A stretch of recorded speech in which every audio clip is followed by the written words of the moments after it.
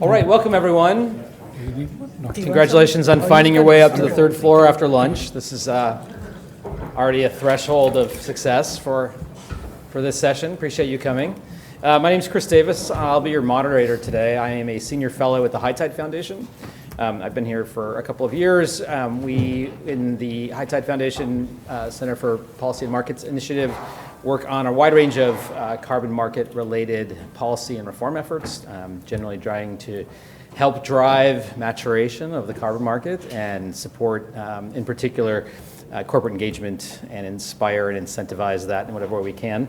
I am delighted to have an outstanding panel today. If I fully read the complete bios that everyone provided to me, I'd take up a good half the session. So I'm going to kind of quickly summarize so you're all aware of who you have today. Mikela Waldman is with us. She is a senior manager of market engagement at the Integrity Council for the Voluntary Carbon Markets, which you'll hear referred to a lot today as ICVCM. She has led on the core carbon principles, which I'm sure many of you have also heard a great deal about these last couple of days. And leads on, was formerly involved in, worked with International Emissions Trading Association at AIDA. We also have Dr. Vikash Talyan, who is Senior Director of Standards and Development and Innovation at the Gold Standard, with over 17 years of working on standards and methodologies. He brings a great deal of technical expertise to today's conversation, has worked on over 15 global impact quantification methodologies, helped guide the development of more than 2,500 projects across 90 countries, and so has outstanding international experience to share today. Dr. Spencer Meyer is with us, Chief Ratings Officer at BeZero Carbon, the global carbon ratings organization. Dr. Meyer is an expert in climate science and forestry with a degree from Yale, and brings 20 years of experience working on nature-based solutions around the world.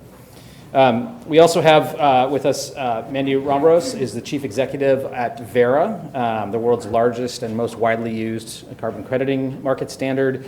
She was formerly Vice President for Global Climate Change Cooperation at the Environmental Defense Fund in Europe, and she held positions at the largest utility in South Africa at Eskom.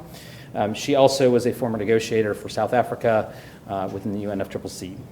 So as you can see, we've got tremendous experience across the market today, and excited to have your participation in a conversation about how and what's happening trends-wise across the market to sort of drive maturation and development. We'll move through this. I've got a handful of questions. I've asked the panelists to sort of treat this as an opportunity to have a conversation, engagement with some prompted questions. We'll invite questions from you along the way, so do take note of some things if you'd like to circle back on some of the topics that we tackled today. So I wanted to start by asking the panel just to take a step back. We obviously come into these conferences, especially here at NACW, and dive quickly into many of the details and the weeds around methodologies and around kind of core practices that are underway, whether from the developer's perspective, from the demand perspective. And I asked the panelists to just sort of step back and start by giving us a sense of sort of what is our vision of the market that we are all working towards. I often hear characterizations of the voluntary carbon market as that what we're headed for is something that is akin to a commodities market, where traders have high fungibility, high liquidity, great deal of transparency. Among others, there is a different vision of something that is more focused on something that we would think of as a financial asset, that there is a great deal of differentiation that we're seeing emerge across a wide range of variables to characterize the differences between credits, and that takes us in a slightly different direction. So we're going to start with just a few thoughts on sort of what that vision is that we are working towards. So I'll turn maybe to Mikela for you to start, if you could share a little bit of your thinking from ICVCM on that. Sure. Thanks for having me. So just to start out, the ICVCM, or the Integrity Council for the Voluntary Carbon Market, we are an independent governance organization that sets a quality threshold for carbon credits in the market. The way that we do this is through our core carbon principles, or our CCPs, along with our assessment framework, which is essentially our rule book for assessing carbon crediting programs and their methodologies. To date, we have assessed a very large portion of the market. We have 9 programs who have become CCP eligible, 2 of which are represented on this stage right now. and then 38 methodologies that we have deemed to be CCP eligible. So once there is a CCP eligible program and they have a CCP eligible methodology, they can begin to tag CCP labeled credits in their registries. Alongside our assessment framework, when we launched that in 2023, we also launched 13 continuous improvement work programs. And these work programs are meant to gather market participants from all different walks of the market to bring together experts to give recommendations to the ICVCM for how we can continue to progress our standard and continue to evolve so that our high integrity is reflected in our standard as the market continues to grow up. So to go back to your question, I think where the market sits right now is we're kind of in this transition phase. I think all of us on this stage come from a different angle of assessing and bringing more integrity to the market from the supply side. And the work that we do at the ICVCM is to set this consistent quality threshold. And at the moment, we've assessed a good portion of the market, but the market is now adjusting to that new threshold. And with the CCP labels in the market and with ratings and with the methodologies provided by these carbon crediting programs, the market is now having this moment to adjust. And I think at the moment, there's not a huge volume of CCP eligible credits available in the market, but that doesn't mean they're not coming down the pipeline. There are, I think, around 522 projects in the Verra pipeline alone that will be starting to issue under CCP methodologies coming up.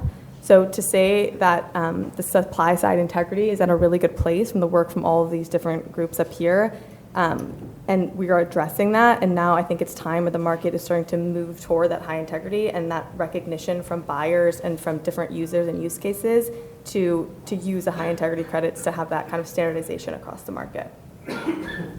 Yeah, excellent. I think one of the ways to look at this panel is that these individuals and the organizations that they represent are really the stewards of quality and integrity in the market. We've done, I think, enormously important and positive work over the last few years to address some of the concerns that kind of came to the fore over a couple of years ago about these questions, and these organizations represent some of the leaders in turning that around. Vikash, maybe I can turn to you then. What do we need to get towards the sort of healthy, highly liquid, functional market capable of driving tens of billions of dollars towards the outcomes we need now that we have begun to address some of these persistent supply side issues? Thanks for having me here. And I think the key point that you just raised, like how to ensure the flow, trillions of dollar flow to the project is the key here. And what happened till now in the carbon market, it's like 20 years of history. It was a kind of incubator. It was a testing ground to an extent, where through the CDM and through Kyoto Protocol, an idea was generated and it reached to a level where we can now take it to the next level, which is more sort of IPO launch, wherein we can give the market and especially the investor the trust that they are looking for and the kind of integrity and the credibility that they are looking for, so that they can bring in the money to the projects and make these projects successful. What we all are doing collectively, like standards, rating agencies, and also other players, they are working together to reach to that maturity level. So effectively, I think now, as we have completed one full sort of cycle through the Kyoto and moving towards Paris Agreement-based market, this is the time where we would be looking forward to all these kind of critical elements, and this transition, as Mikela mentioned, will be the key to really build that trust and take it forward and bring that money to the table and to make these projects successful. So I think maturity is what we are looking forward to collectively, and working on different elements of the market to strengthen it and also bring the trust and credibility and giving that confidence to the investors. Mandy, Spencer, you want to contribute any further to what's the market that we're headed towards look like? What are some of the ingredients? Sure. I think we go back to the purpose of the market in the first place. And when we started negotiating, and you mentioned I was part of the negotiating team for many years, and when we started negotiating the need for carbon markets way before Article 6, so yes, I am that old, the reason was to bring down the cost of mitigation. That was the reason for carbon markets. And I think often we get lost in the weeds, pun intended, and forget about that reason of reducing the cost of mitigation. So getting back to those first principles, what is it that we do in the market to reduce the cost of mitigation, to reduce emissions, to get carbon financing where it's needed, supporting communities and supporting those places that need the carbon financing, socioeconomic development and growth, is where we need this market to deliver. And so Mikela spoke about supply side, all of the stuff we have going there. We know we have market infrastructure, and we'll get to that a little later, that Gold Standard is doing, we're doing interoperability between what is going on the supply side, the market infrastructure, and the demand side, so that the market operates. If you think about that picture we used to see in the old versions of PowerPoint, yes, I'm that old, with those cogs, turning, those gears turning. That is how the market needs to be from a supply side, market infrastructure, demand side. I think that is where we need to go. Chris, you spoke about commodities, and that is akin to a commodities market where everything just functions together. There are the governance protocols, the market infrastructure, the interoperability that you require. I think that is where I see us going. It's not completely the same as a commodities market or a financial instrument market. That's another argument that people go on and on about. It's akin to that, and that's how it needs to function. So I would like us to get to that point, and that is the vision we see the market getting to. Excellent. Yeah, I would add that, one of the key differences with a commodity market is in a commodity market, all the things are supposed to be the same. And I think, that was an ideal that would have been very convenient for the carbon markets. And I think the market collectively started out in that direction a long time ago. But I think we've all seen that just hasn't played out that way, right? The instruments that we're trading and that people are trading and selling and retiring are not all the same, just despite us wanting them to be. And so for us at BeZero, a key vision is a market that has this virtuous cycle while buyers and sellers both know what they're getting, what they're producing, and what they're retiring. Because remember, the core purpose of this market, as Mandy said, is to allocate finances efficiently for the climate action. This is a public benefit that we are all creating a market to try to solve. And we want to be able to incentivize the dollars going to the place that will have the most outcome, the most impact for the very thing that is, of course, existential for all of us. And so we at BeZero really look through a continuous risk-based lens at the market. We want a market, we want to help support a market that understands what the likelihood of what you're producing is, and that developers who are creating those projects and those credits are indeed incentivized to create them that are closer and closer and closer to the full 1 ton CO2e that we need them to represent over time. And we believe there needs to be uncertainty associated with that, and that there will always be some risks associated with that. And so I think the work that's gone over the last couple of years is quite tremendous. And I agree very much with Mikela that a lot of progress has been made, and now there needs to be some time for this to come to fruition and for the market to react to that positivity. And we'll get more into this later, but we've seen quite good progress in as methodologies have evolved and developed. And as the CCP labels are coming online, the distribution of ratings is increasing over time. And yet we believe there's always going to be variation at the project level. That's the on-the-ground complexity, the on-the-ground nuance, the community-level nuance, the project-level finance, where decisions are made and where the outcomes are really going to happen or not. And so we'll get into more of this, but that's why we apply an independent ratings lens to all of these projects. Excellent, thanks. So a couple themes from that, I think, which sets up nicely for where we want to go in this conversation. So some ingredients to where we're trying to head with this market. Obviously, continued work on strengthening supply on the various axes that we know we've been focusing on for the next couple of years. We touched on demand. Mandy referenced market infrastructure and interoperability. We'll touch on those themes. Spencer, let me just maybe follow up with you. There's, I think, you're involved in an organization that obviously helps assess risk on the part of buyers of different kinds of projects. How are developers beginning to think about responding to quantity demands on the part of buyers in new ways? Since we're seeing I think we'll see kind of verified in the numbers today as we have this conversation, a kind of movement towards higher quality credits as they might be reflected in rating services like yours. What does that mean for developers who are bringing those online and sort of positioning themselves to capture that buyer interest? Sure, good question. So I used to work at a carbon project developer, and I can say it was really hard to differentiate one's credits and to fetch a higher premium. Yet if you did things in your operations that cost you more, you somehow just naturally need to be able to be compensated for that. But there wasn't a good way to differentiate those credits because there's this inherent sort of buyer beware, trust but verify element, and you can't just take your counterparty's word for it. You need some way to assess whether it's worth paying more for something or not. As a developer, you want to produce the best credits possible, but if you don't have someone willing to compensate you for the premium that it took to produce the better, less risky credit, that's an unsustainable business model. And so I think it's very important that we see this cycle beginning to play out in a very tightly coupled relationship between the prices that are being paid both in offtake agreements and in spot transactions for individual credits and the rating that they achieve. So we've rated nearly 700 projects ex post. These are projects that have already issued credits out in the world. This is globally across all the different sectors in the carbon market. And each year, or each quarter even, we track this correlation between price and ratings, and it continues to strengthen and go up. So as of our latest data, there's now a 40% price premium for every ratings notch. So our rating goes from a D at the risky end to a AAA at the least risky end of the spectrum.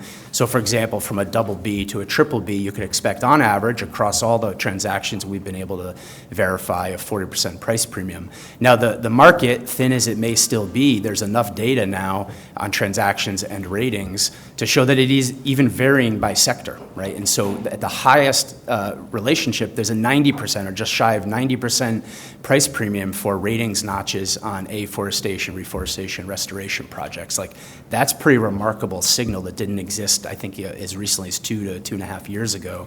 There was no correlation in the market. So we're seeing this cycle, this sort of vision, if you will, of a price and quality market, and I think we'll hear similar price premiums or related price premiums happening on CCPs where they're available. So it is beginning to work itself out, and as I said, we're seeing more and more higher rated projects coming out under new methodology. So to your question, that's the setup, but to your question, how are developers responding to this? They want to understand how they're going to be graded by us. So, we held a workshop yesterday to show some of the details of how we do ratings, what we view as lower risk additionality and carbon accounting and permanence and delivery risk and all the detailed work that we do. But people want to understand, okay, how do I develop a project that is going to be perceived by the market to be relatively low risk, that A, I can sell my credits, and then B, when I do sell my credits, I'm going to fetch a premium that will justify me being able to take whatever conservative actions it took to create those higher quality projects.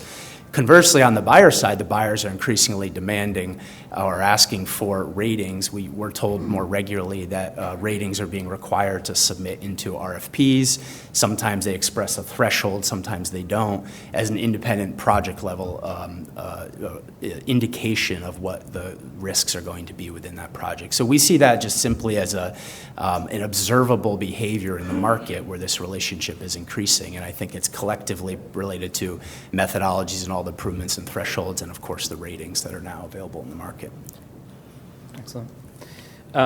Mandy, it occurs to me that you've been in the leadership role at Verra for about 2 years now, I think. 18 months. Okay.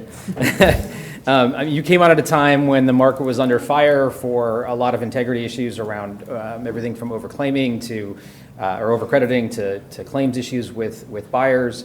How did you think about what to focus on when you sat down, and what has Verra been? How have you prioritized what Verra can do or should be doing and focusing on to address some of these issues and turn the market around since you arrived?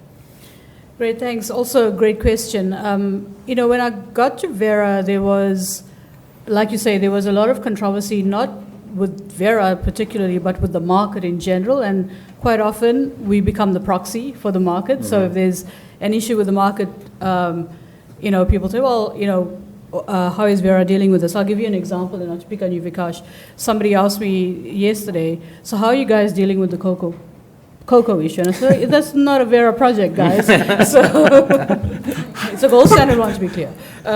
So I think the main thing is looking at it in three sort of buckets, and the one bucket is the supply side. And as Mikela said, there's so much work that has been done to sort of fix the supply side. And if you look at that, if you look at the Verra standard itself, if you look at the VCS and the update now with the VCS, which I encourage you all to go and read, and the methodologies, all based on highest scientific rigor. And we've had BeZero look at our methodologies as well. CCP labels obviously very important. So the highest scientific rigor is very important to us. It's a red line we won't cross. And looking at quality and integrity from our standards and then the programs and the methodology perspective was very important. So internally, operationally, making sure that that was a key driver for us in how we set that bar from an integrity perspective. But then also if you look at overall governance of the market, again on the supply side, this is where ratings agencies and where ICVCM plays an important role, is it gives you that we can say our methodologies are the best, they are. We can say that, they have the highest scientific rigor.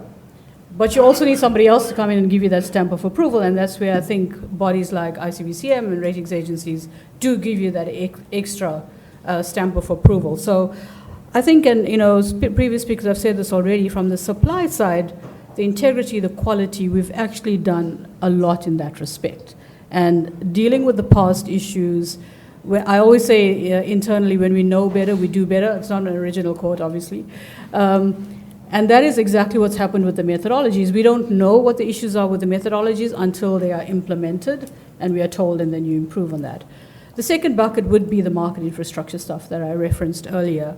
And that is, how do we operationally make sure that the credits we're issuing, the projects we're registering, and looking at the reviews are done in a way with highest rigor again. So it is, in the past, there have been problems with that because of the lack of technology in the space. But I think digitization is going to be a game changer in that, or is already a game changer in that respect. So Verra's been around slightly younger than Gold Standard, but about 20 years. And so obviously starting off with, if you can use the analogy, we started off with landlines as Verra, if you can picture that, and we're now moving to mobile telephony. And so that is getting that process of digitalization on the go with submission of projects, ensuring the interoperability with systems, all of those kinds of things.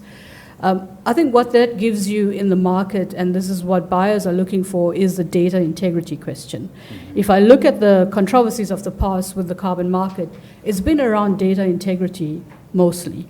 And mostly things that you didn't know because we didn't have the processes or the technology to assess that. So now that you can digitize data, you can move onto these digital platforms, you can do project reviews in that respect. You obviously always need the human intervention, but being able to do that on a digital platform really brings in that traceability, that data integrity that we're looking for. And I think what we need to move to, and so that is something that's on the go, right? Another thing that is on the go, and not just on the project review side, but also in the DMRV side of things. So also moving to digital monitoring, reporting, and verification, extremely important game changer for this market as well. And then things like LiDAR and remote sensing and all of those great things that are happening. We need to give it a chance to happen. Like Mikela said, we're transitioning to this, let's see how it works. And then the third bucket is the demand side. And this is where I think we collectively should put in more effort in terms of buyer confidence, investor confidence. But doing all of these things on the supply side and the market infrastructure is going to increase that confidence. So from a Verra perspective, and getting back to your question, ensuring that supply side, we had all our right boxes ticked, we had the right people in the right places, we operationally, internally, making sure that everything is going in the right direction from an operational perspective, and now also turning our attention more to the demand side, and how do we make sure that we look at compliance markets, voluntary markets, what is the convergence that is required there? And when I talk about convergence of the compliance and the voluntary markets, it's what are those things we can standardize between the two? Because there's still a role for voluntary markets. There's still buyers who do not want to necessarily go into the compliance market. So there's a role for compliance, there's a role for voluntary, but what are the things you can converge between those? So that could be things that we can look at standardizing across the standards, but also across those markets, is where I think our focus should be now collectively, but definitely our focus as Verra as well. Excellent. I want to come to the demand pieces because we can't have a conversation about this that doesn't ultimately get to where's the demand coming from. Before we get to that, Mikela, maybe I could just ask you to build on that. How how's what's happening in this sort of relationship on integrity between the VCM and the Article 6 markets? And how is ICVCM engaging with the regulators and the ministries in host countries to integrate CCPs into national programs and the integrity standards we're seeing at the national level? Yes. First, I just want to circle back to something that Spencer had touched on. We are seeing something very similar from our seat in the ICVCM in terms of buyers signifying that there is an increased demand for high integrity credits. We're seeing, similar to how he mentioned price premiums for highly rated credits, we're seeing significant price premiums for the CCP credits. I was just in the plenary talk this morning and heard Clear Blue Markets talk about 20% price premium for landfill gas credits that have that CCP label attached to it. So just circling back on that, we're seeing very similar things from where we sit at the ICVCM. In terms of our engagement with Article 6 and kind of compliance markets more broadly, what we believe at ICVCM is there needs to be a clear threshold for credits used across all markets to support this interoperability that Mandy has touched on, so that when you develop a credit that can be used for multiple use cases, it could be used in a voluntary context, it could be used in a compliance context, it can be used in an international transaction for Article 6. And where that comes down to is you need that consistent quality threshold that's recognized kind of across and throughout these different markets. We work on this through our government engagement. There are lots of governments who are developing compliance systems or evolving their compliance systems. One example of that is the South Africa just created a carbon tax that has the CCP as the quality threshold. We're also at the moment consulting with the UK ETS as they develop their GGR standard to make that aligned with the CCPs. So as compliance systems develop, that can that maintain the maintenance of that quality threshold, which is the CCP. In terms of Article 6, we're seeing some positivity from countries like Singapore who are doing cooperative approaches using the CCPs as that underlying integrity threshold, and that's something that we're continuing to see build on as more use cases come for the CCP credits that are being developed. Excellent. Before we move to demand, then Vikash, maybe to you, following up on Mandy's comments, how is Gold Standard thinking about technology, AI, digital MRV, these kinds of new tools that are available to us that are really sort of changing best practices in the market that were not available, 20 years ago when we started this exercise? Before I answer your question, I want to clarify the cocoa episode. That's I had to offer him a rebuttal. I knew that's exactly the point I wanted to flag, but you raised the cocoa one, so I'm linked with that. So the cocoa controversy is exactly reflecting where the market is going and what sort of new risks are going to be there. Because until now, the standard bodies like us, rating agencies, ICVCM, we basically scientifically promise and confirm what can be delivered and what is the impact. But in the new market, national governments are going to be the standard setter. And that's exactly what happened with cocoa, because with Article 6 authorization requirement is basically something which caused the problem with cocoa. But otherwise, coming back to the point on the digitization, that's actually the need is. We are working in the same way as Verra is doing on different set of methodologies to make the methodology itself digital native, so that we can bake in the advanced technology requirements within the methodology. We are going to publish I think around 15 methodology by mid of May this year, wherein majority of methodologies are have been designed in a way that you could use the digital MRV or the advanced technologies for different kind of sectors. This builds the trust. This builds the real kind of trust that is needed to deliver on our promise as a standard body. That's what we are confirming through the data assessment, the methodologies, the processes is actually the reduction, actually the removal. And that's what basically from our side this kind of efforts are.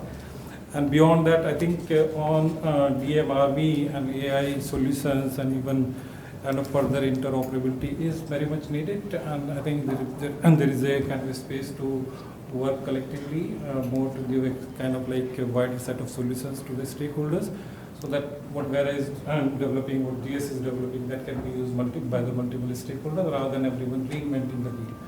Because right now, if you really look. Maybe just move the mic closer. There. Okay.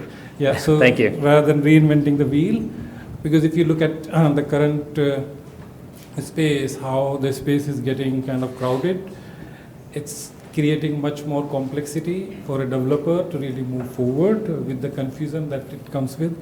Like we have, as of now, if I look at the recent CodeSA submission, somewhere close to 29 standards that applied for CodeSA approval.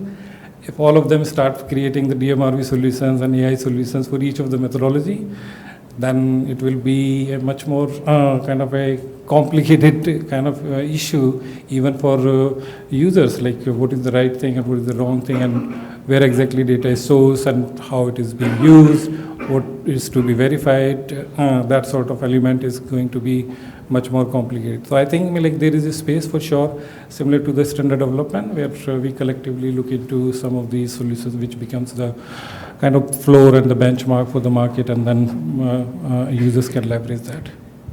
Yeah, so maybe just since you've teed that up, for some legislation that many of folks in this work are working on in California, AB 1911, we did some advanced research before filing that bill and found that there are some now, probably arguably 60 plus organizations worldwide that are developing standards and issuing credits. So we've seen, as you're suggesting, a sort of proliferation of these. So this is kind of for the group, en masse, good thing or bad thing? Are we creating mechanisms that are sort of opening up lanes for projects and for new buyers to come in? Are we creating complexity that's actually eroding trust and creating confusion? How do we interpret this sort of significant growth in the bodies doing this work that we've seen in the last maybe only 2 to 3 years? So I think having more standard does not translate into more trust. It rather goes into a different direction, which reflects the more friction. The work that ICVCM and BeZero and other entities are doing, that brings the floor where all kind of the common requirements should converge, which should be used to design the kind of the standards. As long as that common kind of floor is in place and the integrity level is same, having more standard is not a problem. But having too many is definitely going to be to cause more friction down the line. It's just more around how you ensure the integrity floor, as Mandy said, how you ensure that integrity floor is maintained across the board and it's not hurting the trust. Spencer? I think if we zoom out and think about we're in a market, it didn't work very well, we're in a moment of innovation and disruption, and then it'll settle down to some new equilibrium at some point, or at least some semblance of an equilibrium. And so proliferation of layers and standards and all the various things that go with it, there will be winners and losers, right? Not all of those are going to survive. There will be some innovators among that bring new approaches, new digitization. That competition, I would argue, is quite good for the market in the near term, and it is pushing all of us to do better ourselves. I mean, I think all the OG standards bodies are also innovating rapidly too, and we're being pushed. We are being pushed by our peers, we're being pushed by the new entrants into the market, and we're hearing some good examples of that here. But there will be winners and losers, and so 5 years from now, we probably won't have a continued proliferation of that because of the reasons Mandy mentioned. Because we need interoperability, we need to have standard technology platforms that feed into the standards, that allow us to do our work, that allows ICVCM to do their work, that allows the financial institutions to do their work. So I view that as a short-term sort of innovation cycle. I mean, we've been set back as a market in a lot of ways, and we're going to come out of this, I think, going forward in the future. So it's not ideal from a long-term perspective, but I think it is pushing us to be the better version of ourselves in this market. Mandy? Yeah, I think I just want to add to what Spencer was saying now and what Vikash also said. I think it is important. If you walk down the aisle in a store and you want to buy cereal, there's a million choices. And what's important is what standards do they meet? What are those food regulation standards that they meet? And you kind of know by reading the ingredients which ones are meeting those standards that are going to deliver the health that you're looking for. So I look at ICVCM, not that you're looking at cereals now, but I look at ICVCM CCP labels as an example of that standard that we all need to meet. So I think what's important is also that when we have competition, we have other standards coming in, that you actually all regulated in that way. If you can use the word regulation in the voluntary market. So that you meet that standard, so we're not dropping the standard of the market. So competition is good, so as long as we're not dropping the standard of the market. But I agree also with Spencer that there will be winners and losers. There will be certain parts of the market that certain standards would meet that need. So if we are going to grow, and we've been hearing this for years, if we are going to grow into $1 trillion market, you're going to need more standards in order to meet those scopes and to meet that need. So I think that's very important. The one thing where I have a slight allergic reaction to is having government standards. So I do think this is where the ICVCM plays an important role in terms of that bridge. So instead of you having now 195 different standards, working with governments and encouraging them to use the standards in the voluntary market that are CCP labeled, so that you have that bridge between we've worked hard in the voluntary market to develop, which is high integrity, high quality, and having governments use that. We have some examples of that. So Mikela mentioned some examples. We have other examples of countries that are writing into their regulations that you can use VCS or VCU credit, or you can use gold standard credit to meet their local regulations, which is great, which is the way we should go. So that's where I do think that we would fragment the market too much if we also had government standards. Can I pick up? Please. Yeah, just on that point, we're obviously seeing the same thing, and there are lots of government standards that are starting to develop, and what the market needs is consistency. It needs this floor of quality, and we've been getting a lot of requests from governments to actually maintain that and to be able to obtain the CCP label and get that stamp of quality. So we announced, I believe it was just yesterday, that we will start actually assessing government-run programs as well. So at the moment, there's already one program that's in our assessment pipeline. It's the UK Woodland Carbon Code. And if governments are going to be developing their own standards and want to be held to that same quality threshold that is the CCP, we're going to be updating our regulatory frameworks, our assessment framework, to be able to assess government programs to maintain that same high criteria that we have in the voluntary market. So I can't avoid taking the lead that you're all giving me to turn the conversation to the sort of market maturity, market development theme that you touched off at the beginning, Mandy. So where we have a lot of new methodologies and standards coming into play, we are also seeing a lot of national level registries then kind of emerge and come as part of that. And so we're looking at a world where we're seeing national registries emerge, and at the same time, in many of these conversations that we have about where we want this market to go, we see the theme of interoperability, and that's a sort of essential ingredient of being able to scale the market and sort of mature it the way that we know we need to. So what does interoperability mean to this group? How would we know it when we see it? What do we need to be doing to achieve it, given the proliferation of numbers that we're seeing of registries and standards? I think one point I'd make is that in terms of interoperability is we want to make sure compliance and other national and jurisdictional programs learn the lessons from the voluntary carbon market, right? We don't want it to start over and learn the same hard lessons again. And I would argue one of those lessons is that not all credits are created equal. But if government programs put policies and their own standards in place that make that assumption that the voluntary carbon market made a really long time ago, we're going to find ourselves right back in 2022, a few years from now, when there are new articles about all those things that we thought were the same, or the governments thought were the same, were not the same.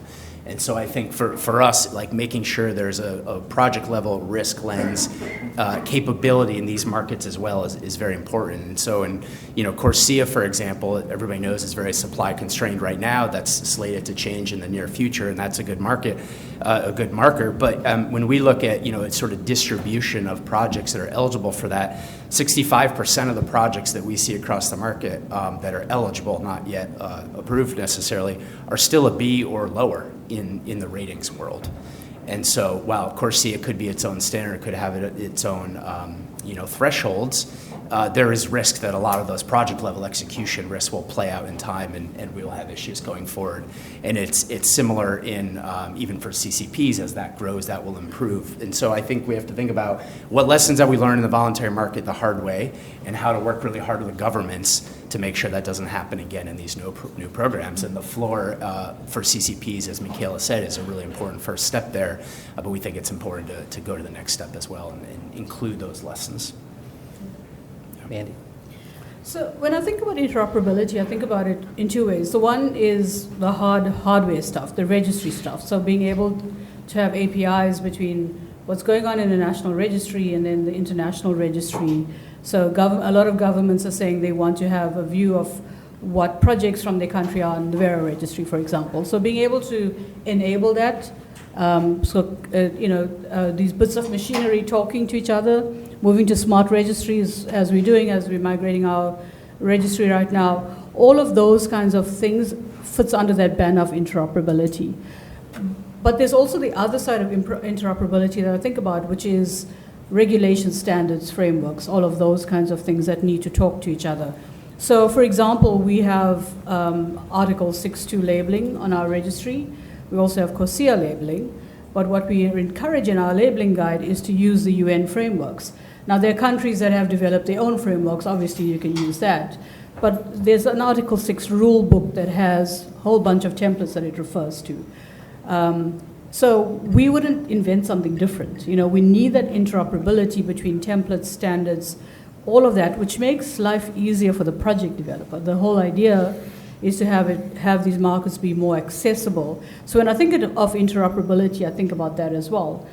We shouldn't also have single point failure. Sorry, I do come from the energy industry. We think about that often, single points of failure.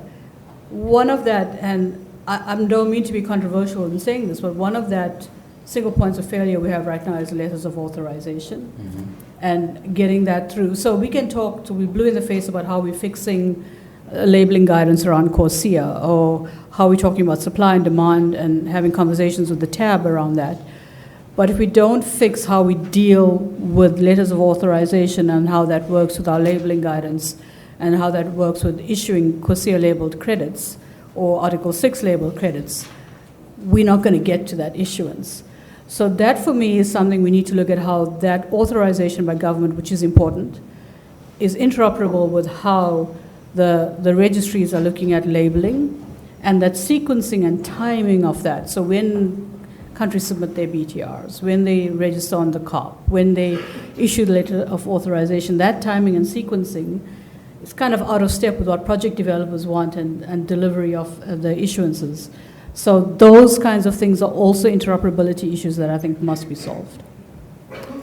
Vikash, interoperability, is it a data structure issue? Is it an API solution? What are you seeing? I think Mandy have covered most of the issues, but I would just add one thing. The problem is majority of the players are working in silos. If you really look at the governments, each of the government is designing their own sort of regulations on ways of dealing with the market, which is not helpful.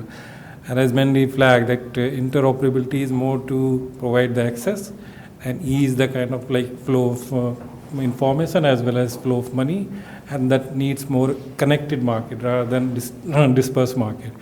And I think that's the kind of one single drawback of the entire Paris Agreement, how the market was designed, but one single sort of with one single authority making all the critical decision, especially around design and application. Yes, sovereignty is there. We should respect the sovereignty for sure, but there should be much more clarity on regulations, and that's not there. And I think for a majority of investors as of now, a regulatory kind of vacuum which is there because of inability of the governments to move fast and also provide the clarity on what will be the process, how the approvals will be awarded, what will be the rules of this game. That's missing. So I think as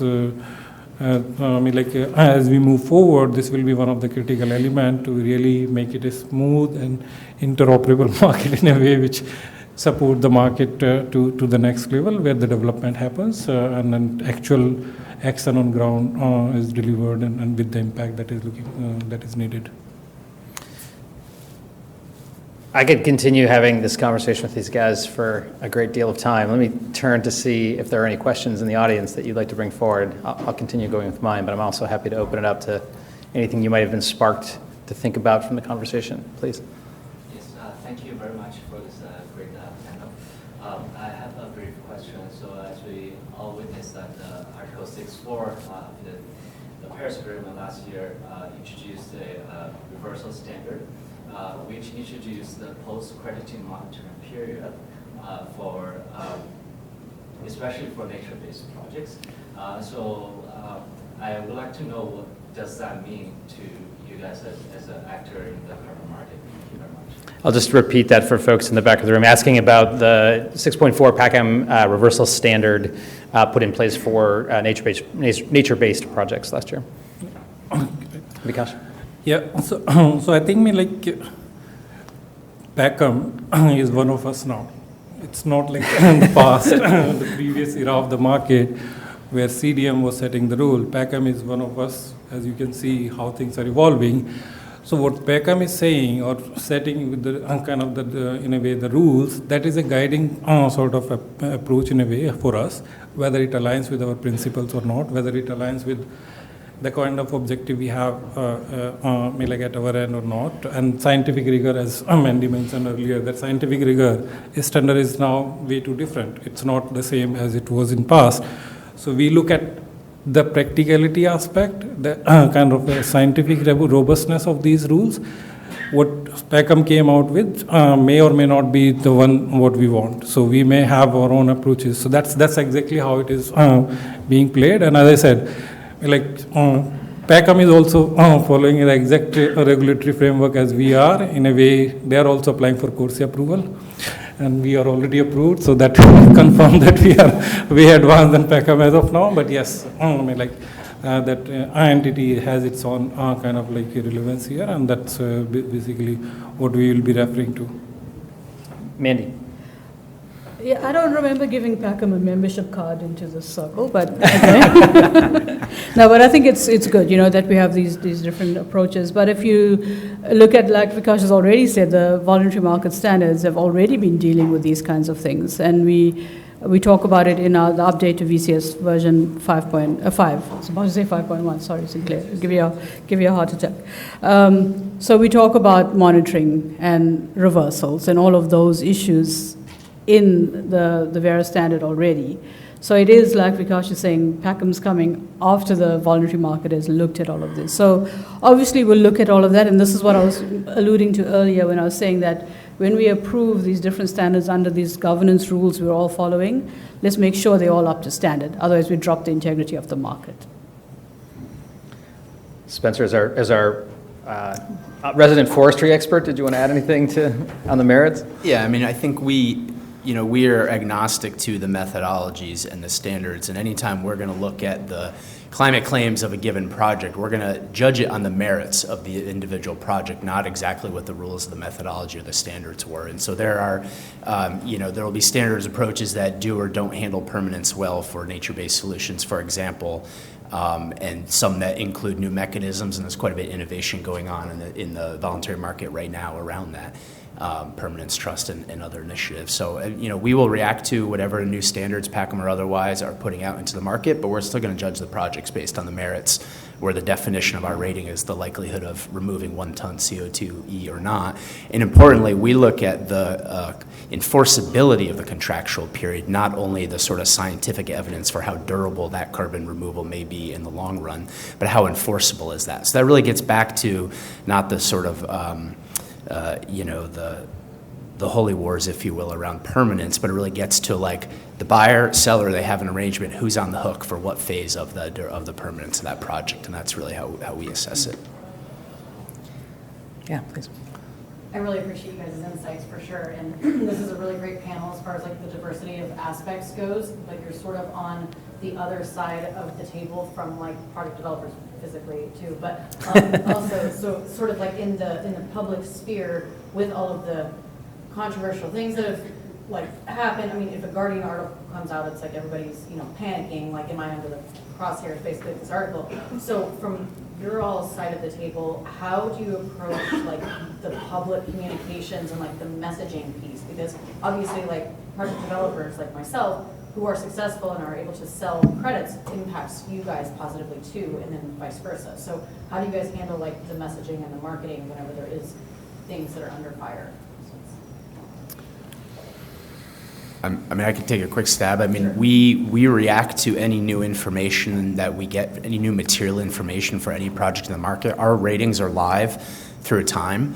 And so if new information comes from a registry or from some legal case, we will take new information on board and reassess the project. And so our ratings are subject to change. We have quite low volatility. It's under 90% over the last 12 months when we put out our last report on volatility in the market.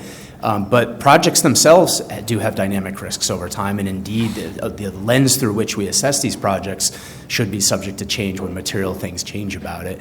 We're not in the business of sort of doing the marketing side of that, and we don't comment on individual projects publicly, but we're aware the market does trade on our ratings, and so we put all that information on our platform if and when they do change. From where we sit, we look at the methodology level and then also the governance of the individual programs. So if there is an issue with a specific project, we have an assurance process where we provide spot checks within the registries that we have oversight over to make sure that the methodologies that we do assess and deem that to be CCP eligible are being implemented correctly. If we were to find through our assurance process that it's a systemic risk within a methodology type, we also have a process to reassess methodologies. And if it's something with an individual project and the way that the methodology is being implemented, then we would have that conversation with the program to be able to rectify what the situation would be at the project level. Did you want to add, Mandy? Yeah, so I think, as Abraham Lincoln said, don't believe everything you read on the internet. So it's a lot of work that we actually spend, and I'm sure it's the same with Gold Standard, a lot of time spent with journalists and with the media houses around understanding what it is we do. And it's not about, hey guys, write a positive article about us, but it's about understanding what the program does, what the methodologies do, the processes we go through. That doesn't mean to say you'd come out with a positive article, but it's that education piece and that awareness piece that is extremely important, and we do spend a lot of time doing that. We also put out positive stories, the impact stories that we have on our website. It talks about how our projects are impacting people on the ground. But, to be honest with you, I had a journalist once tell me that positive stories don't get us the clicks.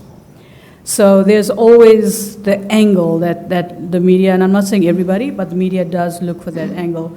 But what we also do is, if there is something that comes out, we also, have discussions with our project developers. We also say to our project developers, you go out and tell the positive story. So it's not just coming from the standards, but also from the guys that are implementing this project, because you would very well know one negative story in the Wall Street Journal or the New York Times has a huge impact on the project developers. And a lot of times journalists don't connect that dot. They think, oh, well, we're just saying, Verra, you didn't do your job properly, or whoever, you didn't do your job properly. I told you this was going to happen. I actually predicted this beforehand. So. Chris predicted this was going to happen. They're listening. Yeah. So I think journalists don't often, and not everybody, right? But journalists don't connect the dots between a negative story and how it actually impacts the project on the ground. So I think also we do as much as we can, but also the project developers going out and saying, this is how you're impacting us, will be quite important to do. And so maybe just a quick follow-up on that, because we didn't talk a ton about demand. Maybe this is to you, Vikash.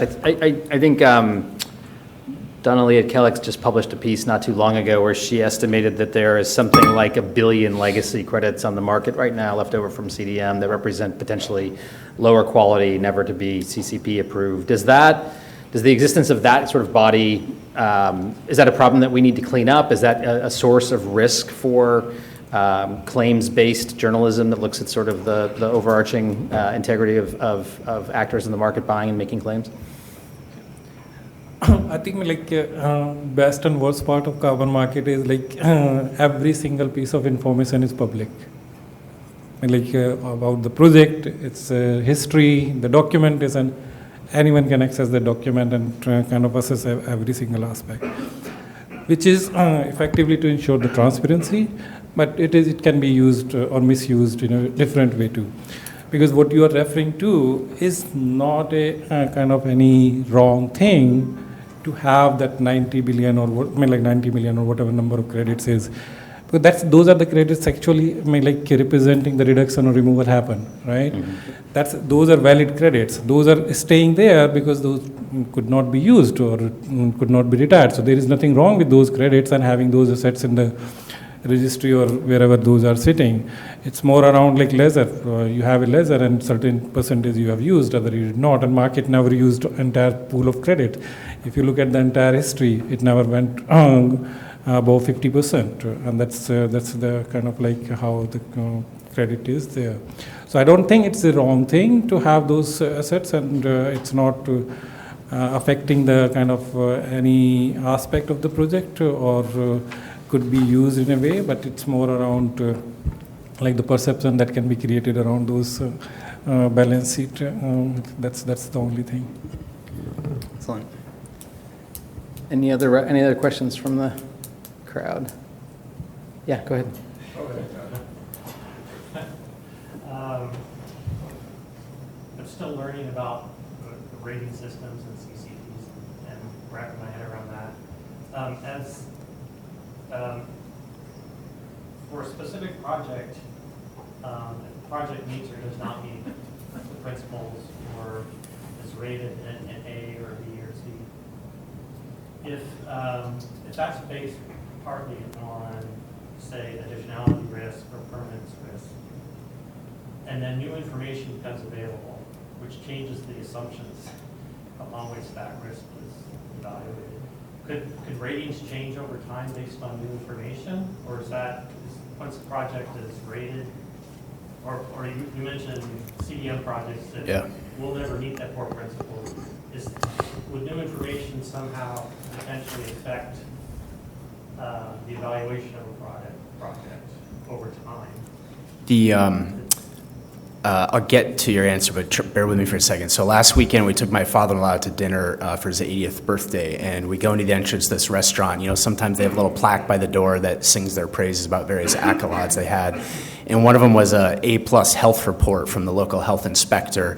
And my 13-year-old son looked at that and said, you know, that was from 10 years ago. They're displaying the A+ they got 10 years ago. And what do you as the consumer care about? That they did a great job 10 years ago, or that there are no cockroaches there on the day that you're eating dinner there? Okay. So the lesson there is that these things need to be iterative and dynamic over time, and you want to understand in the context of where the market is today, what are the perceived risks, whether it's on additionality or carbon accounting, and you know we can't get into all those details right now. You understand what the risk profile of that project is. It might be a finance risk because the whole ecosystem of finance may have changed over time. So our ratings are specific at that time to that vintage. But of course, most projects then have new tranches and issue new credits over time where the circumstances may have changed. And so they definitely do evolve over time as you would want them to, like, you know, any stock or bond you might buy, the risk profile of that thing changes, and you want to know at the time that you're going to invest in it, you want to know how it is evaluated then so you can make your own informed decision. So these are highly dynamic things that should change over time. Know whether the market's perception of whether additionality matters more or not 10 or 20 years from now, you know, that in itself, the definition of risks could evolve through time. But we use one consistent risk framework across all sectors, and then sector-specific methodologies when we rate them at any given time. So our ratings are tagged as for a specific vintage. And just one follow-up on, say, additionality risk. That could be based, at least in part, on the penetration rate of an industry practice. You know, 2% of an industry sector is engaging in a practice that removes or reduces emissions. But then, let's say another project type, 25%. Yeah. Is it a sliding scale in terms of additionality risk, or is it just? Yes, it's context specific. I mean, if you think of, again, if we zoom out, like the whole point of this market is to transition from from an energy-intensive world or a carbon-intensive world to a less carbon-intensive world, right? And so it is inherently a transitional kind of market. 50 years from now, we probably won't need the same type of market because we will have figured out lower carbon intensity. And so Yes, the state at which you invest in that project, the context you're in. We see this often in renewable energy projects. There might be renewable energy projects that are highly additional in one geography because of the finance and government incentives and investability in one place, and the very same technology plopped into a very different geography might not be additional at all because it's already economic to do that. Now, that's a geographic variation. You can imagine a temporal variation of that. But the credits that were issued for that investment period would maintain the additionality associated with them at that time, even if you're 10 years on. So, yeah, good question. Thank you. Yeah, that's going to bring us to time. So I hope you'll join me in thanking the panel today, and welcome you to come back next year and hear the next headlines. So thanks.